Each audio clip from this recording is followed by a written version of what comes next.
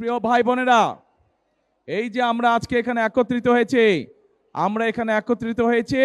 এই যে 2 দিন পরে যে নির্বাচন, এই নির্বাচনকে সামনে রেখে, এটা নির্বাচনী জনসভা, সেই জন্য আমরা একত্রিত হয়েছি। এখন এই যে নির্বাচন, এই নির্বাচনে সঠিক মানুষকে আমাদের আজকে বাছাই করতে হবে। যেই মানুষের ভিত্তি, যেই মানুষের জন্ম, যেই মানুষের বেড়ে ওঠা এই ঢাকা ৮ এলাকার মানুষের সাথে, এইরকম ব্যক্তিকে আমাদের নির্বাচিত করতে হবে। কারণ যে মানুষটি সারা জীবন আপনাদের সঙ্গে ছিল, যে মানুষটি এই এলাকার মানুষের দুঃখ কষ্ট সম্পর্কে ধারণা আছে, এই এলাকার মানুষের বিপদ আপদে যেই মানুষটি সারাক্ষণ ছিল, এরকম মানুষ যদি আমরা বাছাই করতে পারি, তাহলে সামনে যদি কোনো সমস্যা হয়, যেই মানুষটি এলাকার সমস্যা সম্পর্কে ওয়াকিফাল আছে, সেই মানুষটিকে আমাদের বাছাই করতে হবে। কারণ এলাকার সমস্যার সমাধান করতে হলে, এলাকার মানুষের দুঃখ কষ্ট গোছাতে হলে বাইরে থেকে কেউ এসে কি করতে পারে? করতে পারে না। ঘরের মানুষকে তো কে চিনে? ঘরের মানুষই চিনে, তাই না? বাইরের মানুষ কখনো ঘরের মানুষকে চেনে না। আরেকটা গুরুত্বপূর্ণ কথা ভাই, এই যে ধানের শীষ, এই যে বিএনপি, নির্বাচনের পরে একটি জনগণের সরকার ইনশাল্লাহ গঠিত হবে। কিন্তু এই মুহূর্তে চিন্তা করে দেখেন তো, এই মুহূর্তে যেই রাজনৈতিক দলগুলো নির্বাচন করছে, তার মধ্যে কোন দলটার দেশ চালানোর অভিজ্ঞতা আছে? দেশ চালানোর অভিজ্ঞতা একমাত্র বিএনপির আছে। এবং শুধু অভিজ্ঞতাই নয় তারেক, শুধু অভিজ্ঞতাই নয়, একই সাথে বিএনপির দেশ এবং দেশের মানুষকে নিয়ে সঠিক কর্ম পরিকল্পনা আছে। দেশ এবং দেশের মানুষের ভাগ্য পরিবর্তনের জন্য কর্মসূচি আছে বিএনপির একমাত্র। বিএনপির যেহেতু অভিজ্ঞতা আছে, সেই অভিজ্ঞতার আলোকেই আমরা আমাদের কর্ম পরিকল্পনা এবং আমাদের কর্মসূচি আমরা জনগণের সামনে উপস্থাপন করেছি। কারণ এই দেশের মানুষের ভাগ্যের সাথে বিএনপির ভাগ্য জড়িত থাকে। এই দেশের মানুষ, দেশ যদি ভালো থাকে, তাহলে বিএনপিও ইনশাল্লাহ ভালো থাকে। প্রিয় ভাই বোনেরা, আমরা এই যে সামনে মঞ্চের সামনে বহু মা বোনেরা বসে আছেন, এরকম সারা বাংলাদেশে কোটি কোটি মা বোনেরা আছেন। বাংলাদেশে প্রায় 20 কোটি জনসংখ্যা। এই 20 কোটি জনসংখ্যার অর্ধেক হচ্ছে নারী। আমরা যদি এই নারীদেরকে দেশের উন্নয়নের সাথে, অগ্রযাত্রার সাথে যদি আমরা সম্পৃক্ত না করি, তাহলে কোনোভাবেই যতই পরিকল্পনা করি আমরা বাস্তবায়ন হবে না। এবং সে কারণেই আপনারা দেখেছেন, দেশনেত্রী খালেদা জিয়া যখন এর আগে দেশ পরিচালনার দায়িত্বে ছিলেন, তখন দেশনেত্রী একটি পরিকল্পনা গ্রহণ করেছিলেন এবং আলহামদুলিল্লাহ সেই পরিকল্পনাটি সফল হয়েছিল। কি সেটি?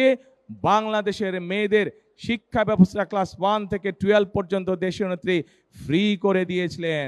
তার ফলে পরবর্তীতে গত 25 বছর ধরে, গত 20 বছর ধরে কোটি কোটি মেয়েরা, দেশের মেয়েরা শিক্ষার আলো পেয়েছে।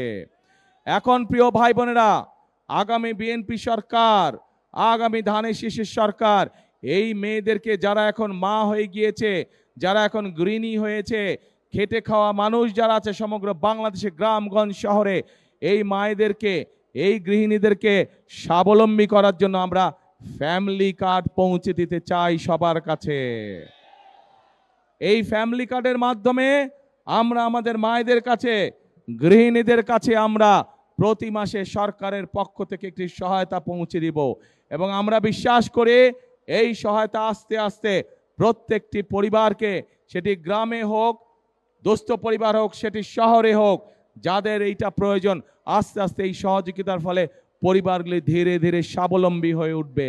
এবং একটি একটি করে সকল পরিবার স্বাবলম্বী হলে পর্যায়ক্রমিকভাবে বাংলাদেশ স্বাবলম্বী হয়ে উঠবে।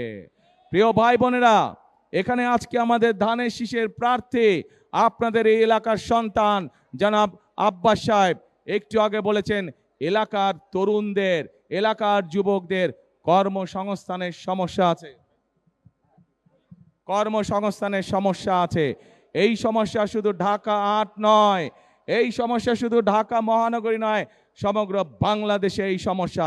এবং এর জন্য আপনাদের প্রিয় দল বিএনপি কর্মসূচি এবং পরিকল্পনা গ্রহণ করেছে।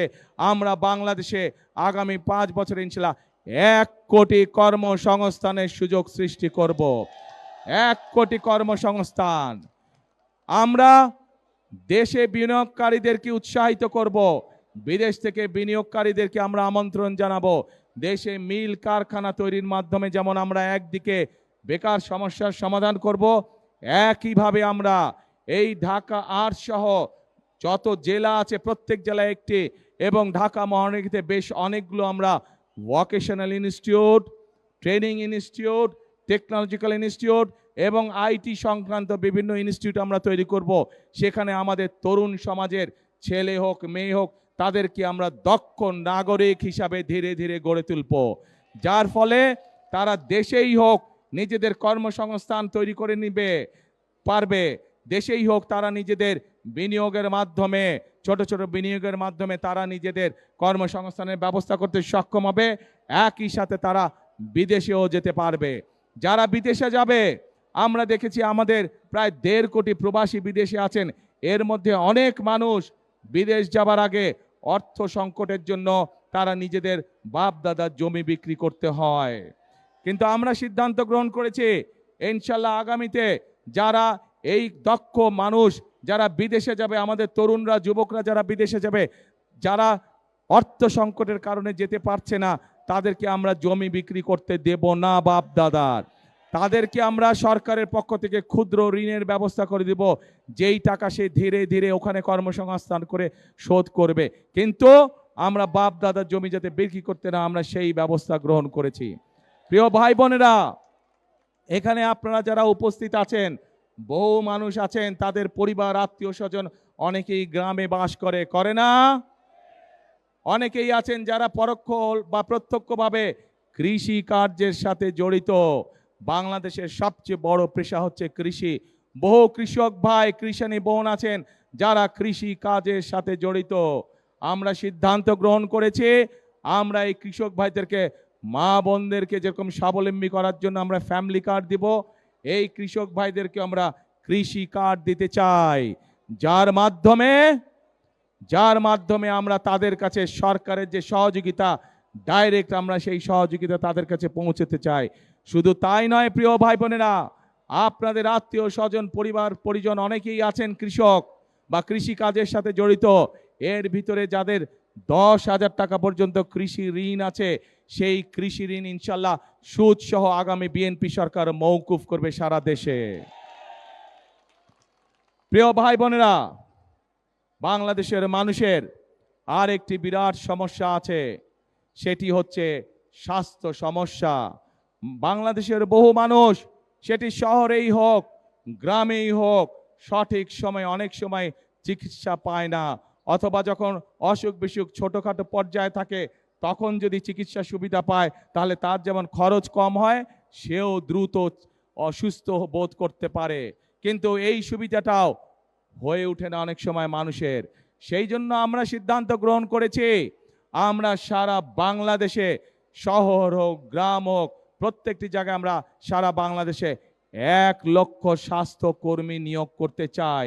এই স্বাস্থ্যকর্মীরা শহরেই হোক, বিশেষ করে খেটে খাওয়া মানুষ যারা আছে প্রত্যেকের ঘরে ঘরে যাবে, ঘরে ঘরে গিয়ে বিশেষ করে মায়েদেরকে, বিশেষ করে মেয়েদেরকে, বিশেষ করে শিশুদেরকে ছোটোখাটো অসুখ যেগুলো ঘরে বসে চিকিৎসা দেওয়া সম্ভব, সেই চিকিৎসা তাদেরকে দিয়ে আসবে, যাতে করে মা বোনদেরকে কষ্ট করে হাসপাতালে যেতে না হয়, এবং যাতে করে অসুস্থতা বেশি হওয়ার আগেই যাতে মা বোনেরা সুস্থ হয়ে যেতে পারে।